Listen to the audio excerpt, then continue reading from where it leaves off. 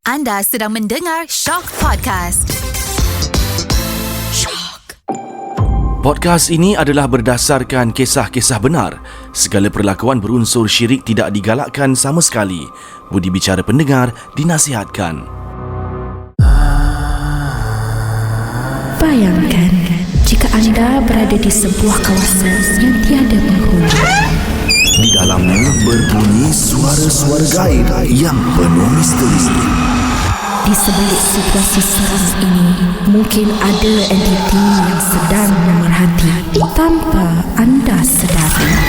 Kerana setiap ketakutan itu datangnya dari firasat maupun sifat kosong dalam diri yang tiada penghujung. Inilah cerita hantu seram. Jodoh, ajal dan maut. Tiga kombinasi perkataan ini menjadi satu pegangan setiap insan di dalam dunia ini bagi berpegang teguh pada kepercayaan qada dan qadar kehidupan kita di dalam pegangan hidup kita sebagai umat Islam. Jadi untuk episod kali ini ada satu tajuk yang nak dikaitkan dengan ajal dan maut, iaitu satu lokasi, Bukit Putus. Assalamualaikum dan salam sejahtera. Bersama anda Rizal Wan Ramli atau lebih dikenali sebagai Abang Wan di dalam cerita hantu seram musim yang ketiga di Shock Podcast akan membawa tajuk untuk anda di luar sana dengan tajuk Bukit Putus. Bukit Putus, satu destinasi atau satu lokasi yang sering dikaitkan dengan kejadian-kejadian yang misteri, yang sering berlaku kemalangan maut, di mana pengakhirannya membawa kepada kesan-kesan yang mistik dan misteri. Baik, kita kongsikan pengalaman ini bersama seorang jemputan di dalam episod kali ini yang menemani Abang Wan untuk episod kali ini. Bersama Abang Wan tak lain dan tak bukan seorang selebriti juga dan seorang tiktokers, dan kini bergiat cergas di dalam bidang paranormal, iaitu Bot. Apa khabar Bot? Alhamdulillah. Assalamualaikum. Baik, Alhamdulillah. Kesalam tu.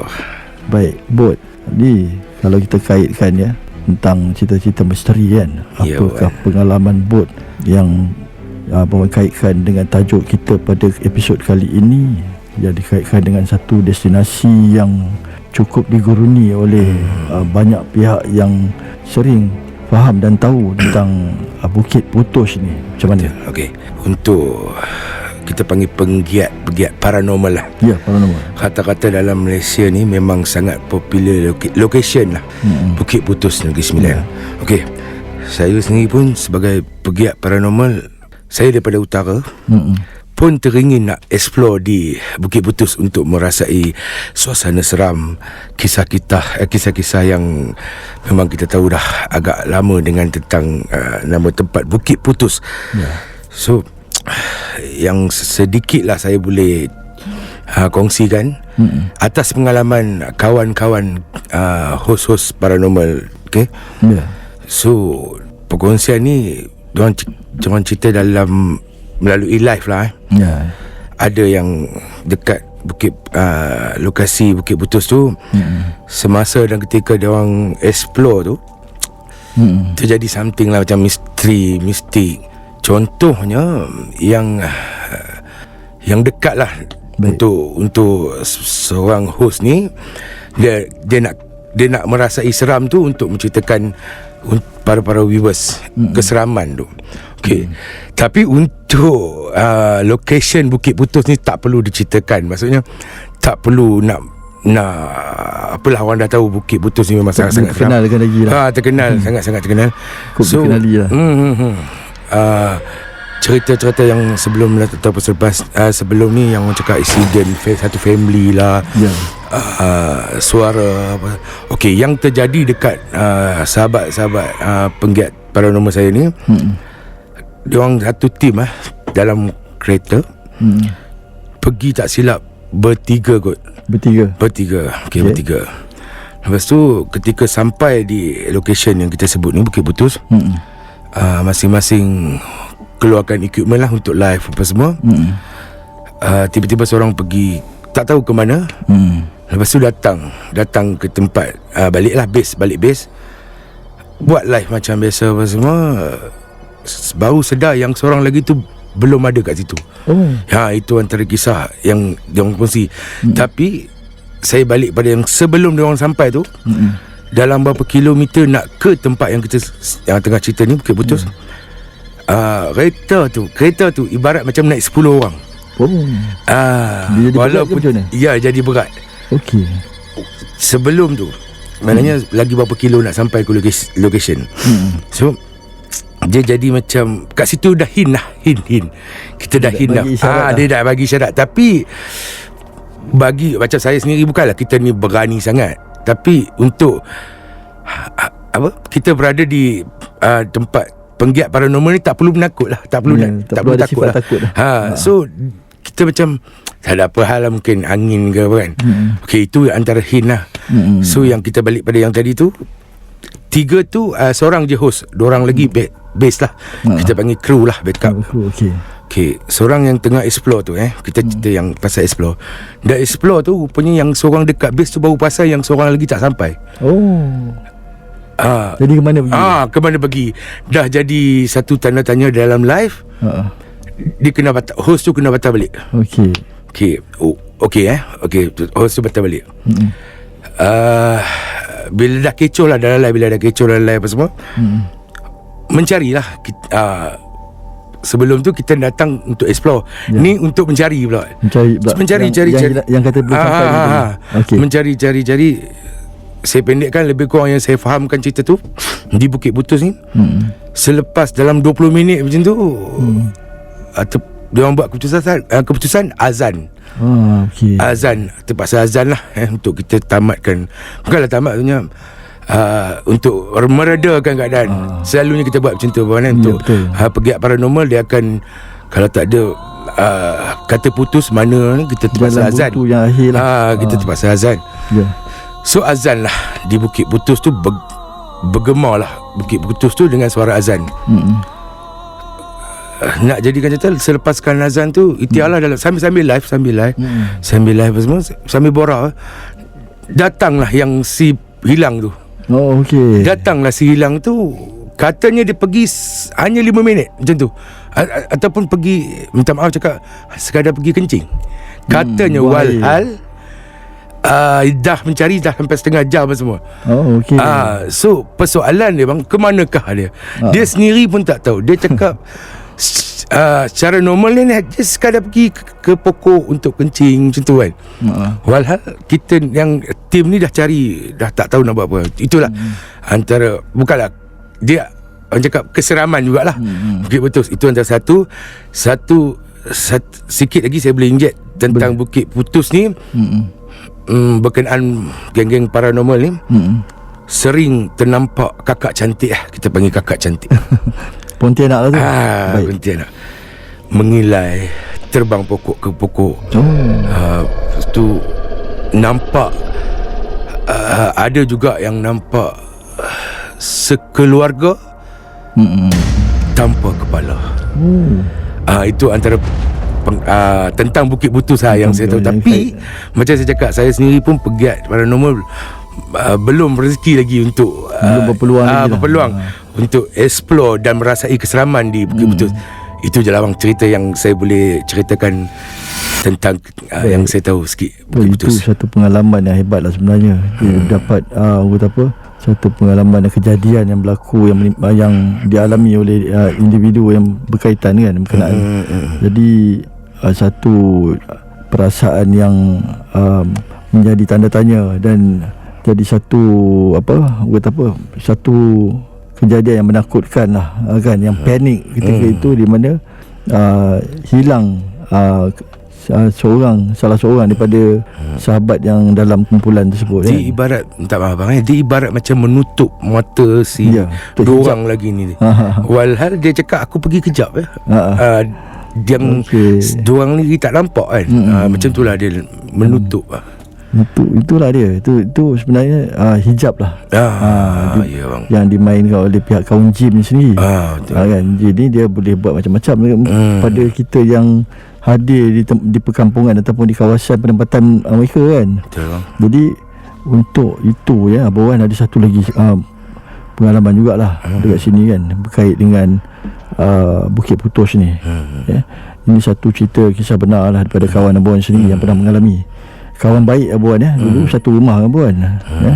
Dia cerita dia pasal berkait dengan Bukit Putus, di mana kampung rumah dia di kawasan apa nama, area Negeri Sembilan lah.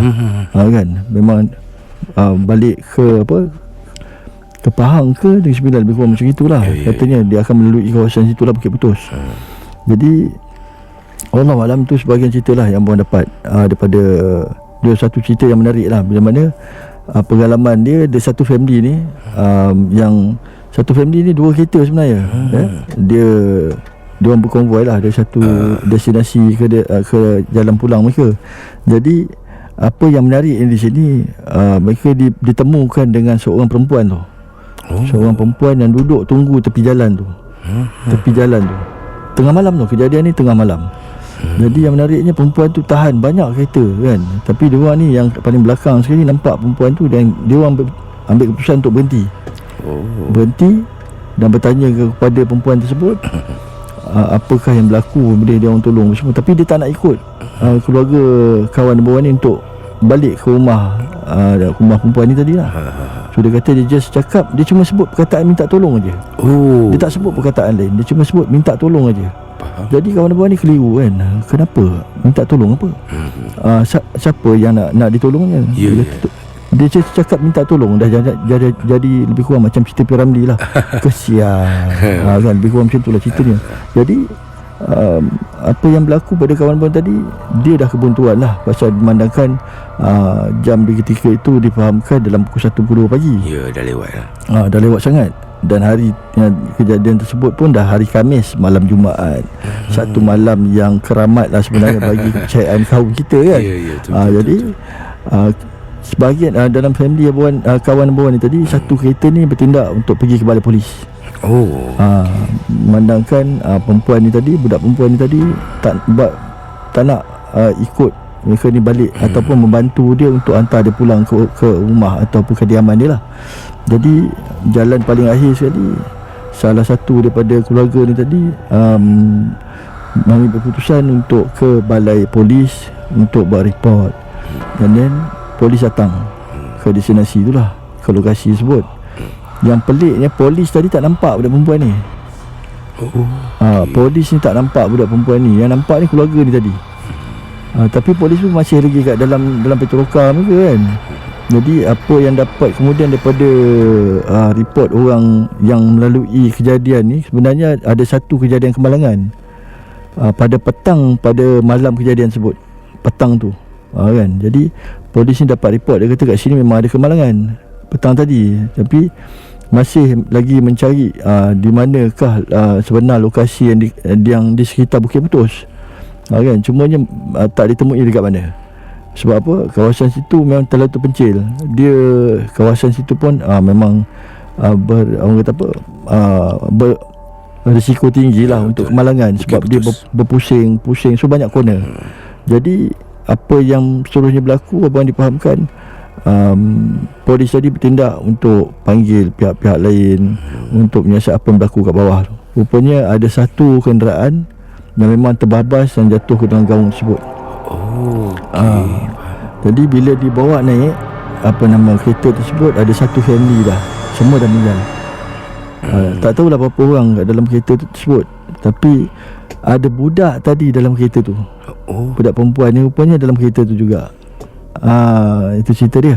Jadi bila dah bawa naik ke atas, family tadi tunggu sampai kereta tadi ditarik naik. Kemudian alangkah terkejutnya bila didapati yang dalam kereta tersebut, antara jenazah yang ada dalam kereta tersebut adalah kanak-kanak perempuan tadi. Bila dia orang toleh belakang cari balik, budak perempuan ni dah tak ada. Itu satu pengalaman lah yang mengerikan lah pada family ni tadi, kawan-kawan abang lah.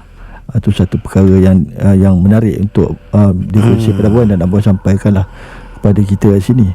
Jadi itu satu cerita yang kita boleh kongsikan berkaitan dengan Bukit Putus kan. So, jadi daripada bot sendiri, so kita penghujung abang punya program ni kan, apakah pesanan dan perkara perkongsian pesanan-pesanan yang boleh kita kongsikan pada pendengar-pendengar kita, silakan.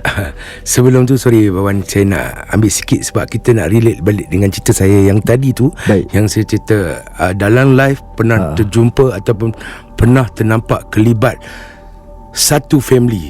Okey. Adakah yang abang cerita tu boleh relate dengan apa yang saya cerita sebelum tadi? Mungkin, sebab memang pernah orang ternampak ataupun dalam, saya tak tahu dalam live ke apa, orang cakap pernah nampak satu family di Bukit Putus tu tak ada kepala. So saya just nak relate balik apa yang Abang Wan cakap. Baik, okey, Abang Wan lagi satu Abang nak sentuh dekat sini tentang kenderaan yang dimaksudkan tadi. Kejadian itu adalah kereta Proton Saga putih. Oh, ya ke? Kereta Proton Saga lama warna putih. So itu yang Abang ingat lagi sampai ni. Kan? Mungkin. Jadi, itu je lah yang Abang nak kongsi. Mungkin ada kaitan jugalah dengan apa yang Abang sampaikan tadi kan. Itu wallahualam lah. Saya difahamkan Bukit Putus ni dia dalam 8 ke 9 kilo je dia punya jalan tu. Cuma dia punya macam corner patah. Dia banyak corner dia yang corner-corner tajam. Lepas tu dia double line kan. Kata apa, tempat yang berisiko tinggi untuk kemalangan. Bukit Putus Negeri Sembilan kan? Negeri Sembilan, yes. Itu antara dia lah yang Abang boleh kongsikan untuk pendengar kat luar sana. Jadi apa pesanan Abang pada kita punya pendengar dan peminat-peminat cerita hantu seram kita? Alright, silakan. Sekadar perkongsian ataupun bersama lah Kalau daripada cerita yang macam kita relate dengan Bukit Putus ni, jalan yang antara terseram di Malaysia lah. Betul. Andai kata kita dah terpaksa melalui jalan tu juga, kalau kita sebagai umat Islam, kita perlulah kuatkan kita punya iman ketika memandu ataupun kita perlu ada pendinding, Fatihah ke Puan. Janganlah dah tahu nak lalu jalan-jalan yang macam tu, janganlah kau nak bersuka-suka kan. Bukan kita nak menolak benda yang terjadi, tapi benda itulah kita perlu elakkan lah. So sedikit macam pesanan saya ni cuma macam itulah berpegang lah pada doa-doa doa-doa kan, sekurang-kurang Fatihah kan. Janganlah huha-huha ketika memandu untuk ataupun kita nak pergi ke sesuatu tempat tu nak seronok-seronok macam tu lah. Saya pun sendiri kalau nak ke satu destinasi kita perlu yalah bang, at least mulakan dengan doa kan. Ya betul. Itulah bang, doa perjalanan. Ya betul. Kemudian zikir-zikir kita sepanjang perjalanan perlu adalah sebenarnya, terutama kepada pemandu kenderaan tersebut lah kan. Jadi betul macam buat pesan tadi, jangan terlalu seronok. Betul. Itu orang tua-tua kita pun dulu zaman dulu pernah banyak berpesan, jangan terlalu happy, jangan terlalu seronok, kerana seronok ini akan meleka dan melalaikan dan boleh mengakibatkan bermacam-macam tragedi kan yang akan menimpa kita sekiranya kita lalai dan leka. Itu dia baik. Itu daripada pesanan pada Cik Bolt kita untuk pesanan-pesanan yang akan menjadi inspirasi pada kita semua lah. Terima kasih Bolt kerana telah sudi untuk bersama Abang Wan bagi episod kali ini berkaitan dengan Bukit Putus. Sama-sama bang. Menarik. Dan pesanan pada Abang Wan sendiri kepada anda di luar sana, bagi kita yang untuk melalui satu destinasi, sebelum memulakan satu perjalanan, baiklah kita berdoa, panjatkan doa kepada Allah Subhanahu Wa Taala. So ada doa-doa perjalanan untuk kita amalkan. Dan selain daripada itu, macam biasa kita mulakan satu-satu tugasan kita dengan umul kitab, dengan surah ayatul kursi dan sebagainya. Banyak sebenarnya surah dan doa-doa yang kita boleh amalkan. Sebahagiannya ialah ayat-ayat ruqyah lah, bagi mendinding diri kita menemani sepanjang perjalanan kita untuk memastikan keselamatan kita sekeluarga. Itu saja daripada Abang Wan untuk episod cerita hantu seram musim yang ketiga di Shock Podcast untuk anda di luar sana. Jadi kita akan bertemu lagi di lain episod dengan tajuk yang lebih menarik dan menyeramkan untuk anda di luar sana. Kita jumpa lagi di dalam episod cerita hantu seram musim yang ketiga di Shock Podcast. Assalamualaikum. Bye.